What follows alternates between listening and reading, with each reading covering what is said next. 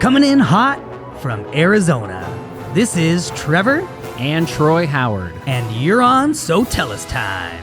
You can have everything you want in your business. Sometimes you just need a little help. Every business owner would love to charge more for their services, but sometimes you can sacrifice long-term loyalty for a short-term profit. Creating the right rituals is key to your business having success. Are you tired of competing with your competitors? Guess what? You don't have to compete if you create.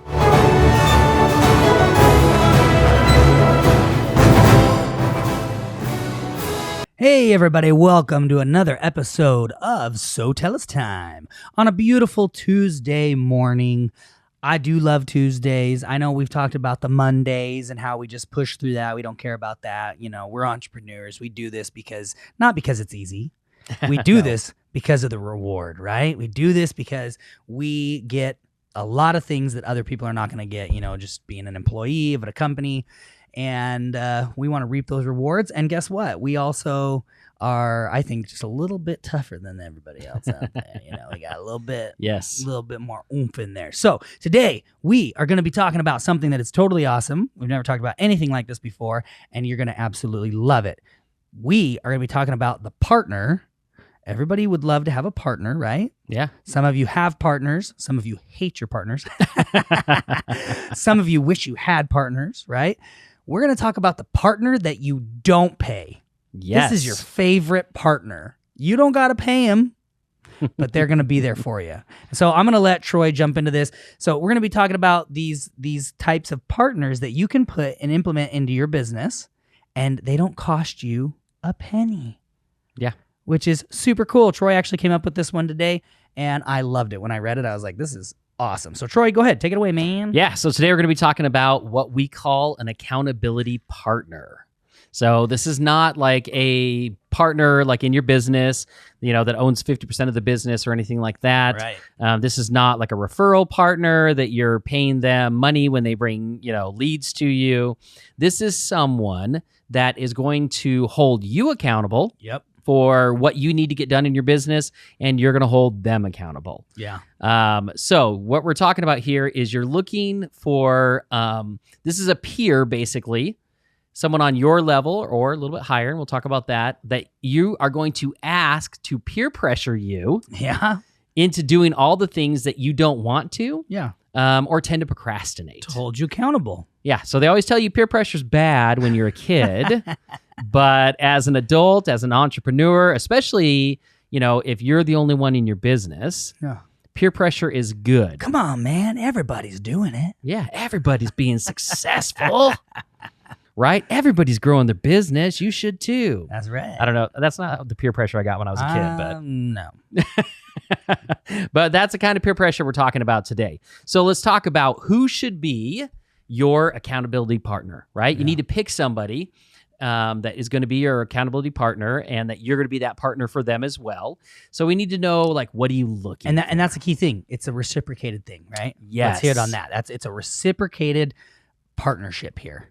It's where you're going to hold them accountable for certain things. Yep. They're going to hold you accountable for certain things. And the great thing about this, what I love about this is nobody's actually got that much skin in the game when it comes to it. Nope. So it's like there's no animosity.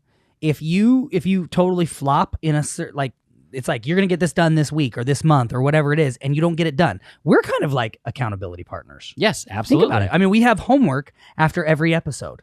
And you know what? Next week, if you didn't do your homework from last week, I'm not happy with you. But, I'm not your partner that's a 50% partner that's like, dude, you're failing me, man. If you're not doing your homework, you're just failing yourself. And at the end of the day, that's your choice, and it's not affecting me. And that's what I love about this idea. Yep. Is that it's the same thing. They're not going to beat you up. They're not going to, divorce you. They're not going to split ways with you. They're not going to say, get out of my company, get out of this company, you suck. You're not pulling your weight. They're just going to be there, and you know that this accountability is coming. So you're like pushed to do it, but you're also, it's not creating animosity in your life. Yeah, exactly. Because think about it. Our whole lives we're trained like going through school and everything like that. Okay, here's your assignment, here's your homework, here's when it's due. Right. Right? And you're held accountable because if you don't get it done, you get the bad grade. Yeah. And then you get out into the real world and you become an entrepreneur and there's nobody to hold you accountable, no one to give you those due dates, right? Except for yourself. Yeah. And guess what? A lot of times we Totally. just let ourselves slide. And you know what? And I experienced this a little bit on that trip. If y'all followed us on social media, when this trip I just did back east, and there's this thing called Southern Time. Southern living. And I know a lot of our listeners are over in these states and everything like that. And so this isn't anything bad. I loved it. It was kind of cool. Like this whole Southern mentality, this Southern time mentality. But it could get a little frustrating. Not for me because I didn't live there, but I have these friends over there and I had clients over there and they expressed their frustration. Because this Southern time and this Southern living, it's like they were like, well, I need to take my car in to get fixed. But the problem is you call in and they're like, the answering machine says, well, I'll be opening up my shop 3 Tuesdays from now. And it's like, what? No, I need to get my car fixed now, or, oh, sorry, I'm not gonna be able to get you into my dental office. We're pretty booked up because we only work 2 days a week. Our office is only open 2 days a week. And, and it's it's just a slower paced thing. Well, it's funny because they were like, it's super awesome to live it, but it's super frustrating to live it, And so maybe our friends over in the South, right, out east, they could use accountability partner. Yeah. So tell us time. Exactly. Okay. So we know that we talked about what it is. It's that person that's going to basically kind of peer pressure you into getting those things done. So who should be your accountability partner? It's really important that you pick the right person because if they aren't a good partner, then nothing's going to change in your business. Right. So here's what you want to look for. For me, number one thing you want to look for is you want them to be successful. Yeah. Right? I don't want someone, the person who's holding me accountable to be someone who hasn't done much and doesn't even hold themselves accountable. Right.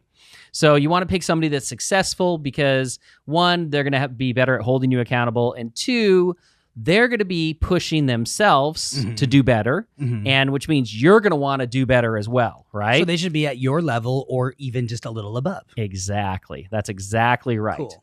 And then the other thing is, you want them to be an entrepreneur if possible. Yeah. Because the great thing about it is if you can find someone who's going through the same journey as you, you're going to push each other a little bit more. You're going to be, hold each other accountable a little bit more. And they're going to understand more about what you're going through. And I'm going to give you a little marriage advice right now. Your accountability partner should not be your spouse. No.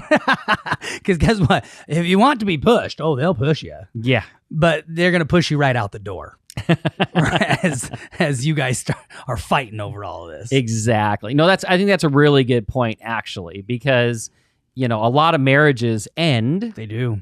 Because of that, because of the conflict with, owning a business and working together, or even if you're not partners in the business, you're not working in the business, you bring the business home and they're like, man, you're not doing this right, or you're not doing that right, So you want to find somebody outside of that so that they can hold you accountable. In our consulting, we have seen this many a times. I have advised many a people, your spouse needs to get out of the business. Because they're not really in it. Right? I'm not saying you hide things from them. I'm not saying you keep things from them.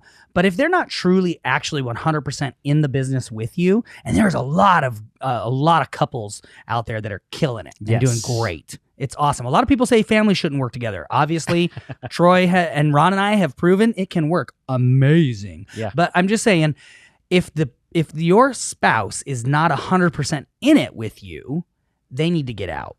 Yeah. Because then they don't know everything. They aren't there in the grind. They're not seeing it. They're not in the trenches with you.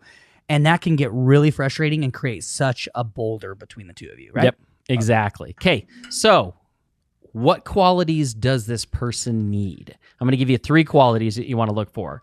The first one is what we call the ride or die, which is basically they are fully committed to listen to you and take the time to help you. You don't want someone that really hasn't bought into the accountability partnership Yeah. and is like, okay, whatever, maybe we'll do it, maybe we'll meet, maybe we won't. Right. No, you need someone that's fully committed, and you need to be fully committed to them. The second thing you're looking for is the cheerleader. Yeah. So you want someone who is going to cheer you on when you work hard and is going to be thrilled when you reach your goals, Yeah. right? There's nothing worse than setting a goal, working really hard, and you're all excited to tell your partner about it. And you're like, oh my gosh, yeah, like I got this done and it worked and it's so cool. And they're like, yeah, that's great. Let me tell you about what I did. Yeah. Or cool, because, I'm mad because mine isn't going as well. Yeah, exactly. Trust me, there's a lot of people out there who want to poo-poo on your success. Yep. So you got to make sure that they are a cheerleader. Not a poo-poo partner, a cheerleader. Exactly. And then you want to be a cheerleader again for them. Everything is reciprocated, right? Totally. Okay, the third thing is, and this might be one of the most important parts, is the drill sergeant. Yep. So they've got to push you and not just accept any excuse you make about why you didn't get something done. Right? Because a lot of times you don't want that person who's that comforter, that nurturer, who's like, oh, so it's been a month and you didn't get anything done? I understand. It's okay. Life's hard. Yep. That's not the person. It's not your fault. It's the economy. Yeah. Well, here's the thing is you guys could even make it fun. Let's say that once a month when you get together, you go to dinner and you guys get to you figure out some place you want to go. That's awesome, Yeah. right? You pick out these different times. Every time go somewhere different.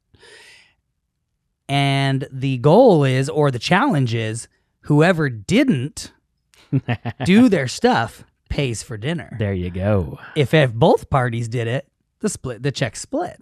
Yeah, I love that idea. That's a great idea, right? Yeah, and again, the great thing about that is you're setting a dedicated time to Yep. get together. Yep. And it's something you're maximizing your time because you Totally. got to eat, And it's a write-off. and it's a write-off, right? And you got That's to a eat, so write-off? you're not wasting time. And again, it's not a waste of time if you're doing it correctly. Exactly. But you got to have that person who's going to hold you to your word. Yeah, like if you just go to the bar and you get drunk, it is a waste of time. Yeah, so that you absolutely. could absolutely turn this into a waste of time. Yeah, don't do that. Don't go to the bar. Don't be a drunken Einstein.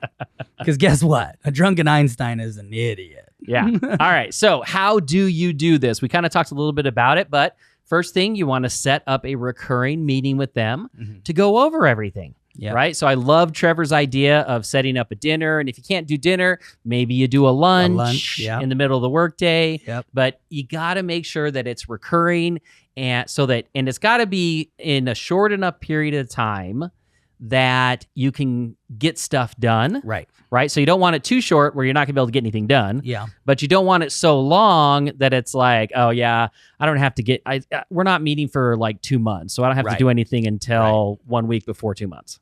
Then you just wasted, 7 weeks. That's right. So make sure it's, consistent. And then what you want to do in that meeting is you want to go over, hey, look, here's where I am right now. Yep. So that they understand the business and where you're at. And then this is where I want to be before our next meeting. I want to be able to accomplish this. Right. And these are my goals, right? So here's my goals. Here's the assignments or the tasks or the projects, whatever it is that I'm going to complete. Yeah. And again, you've got to break it into those tasks into the right time frame for your next meeting. Right. So you don't want to say like, you don't want to show up to the meeting and be like, yeah, we're going to meet in 30 days. Here's my project and it's going to take me 6 months to complete. Wow. No. That would suck. Break that project down into 30-day increments of what Yes. you're going to get done, Yes. right? So that you actually show up and have to have something Because done. I'll tell you what, in 6 months, you won't have it all done. Yeah. Not if you set your goals way out that far. Exactly. Or your milestones even. Like, you have to have your milestones in between. Yep. And then the key is, so that's basically what the meeting's going to be. And then I love Trevor's idea of like loser pays. Not Totally. loser, Yeah. but the person who doesn't actually Loser. get everything That's done. right. Loser.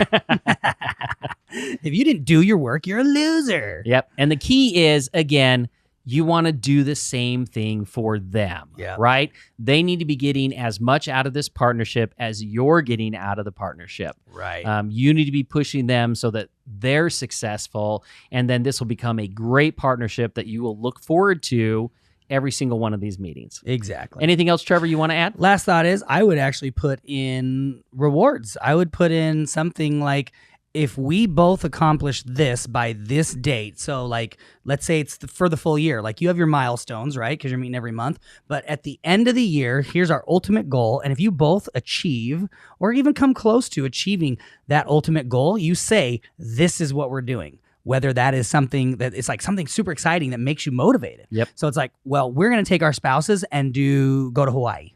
Yeah. Do a trip. Do something cool. Do something you've always wanted to do. But put something in place at the end so that there's always not just accountability with the person, your accountability partner, but that there's something to look forward to and work towards, that you say, hey, man, when I'm tired and I'm exhausted and you know what, I don't really give a crap if I go to dinner this week and I have to pay. Then that's fine. This ultimate goal makes you go, no, I'm not going to have that mentality. I'm not going to think like that. And I'm not going to pay this month for our dinner. And I'm going to get to go to freaking Hawaii. Yeah. Right? Absolutely. Or whatever that is. So that's it. All right, guys. Well, homework for this week, as you probably already know, go out there and find your accountability partner and set up your first meeting. Go find the right person and get your first meeting on the books, right? And that's simple. That's easy. You can do it. We all know enough people. I mean, I could name a million people, but I can even think of people that aren't like friends. These don't have to be your friends. These can be business acquaintances. I know guys from the gym that own businesses and stuff that they would be down. Like I could say, hey, look, this is what we're going to do. Like, are you interested in this?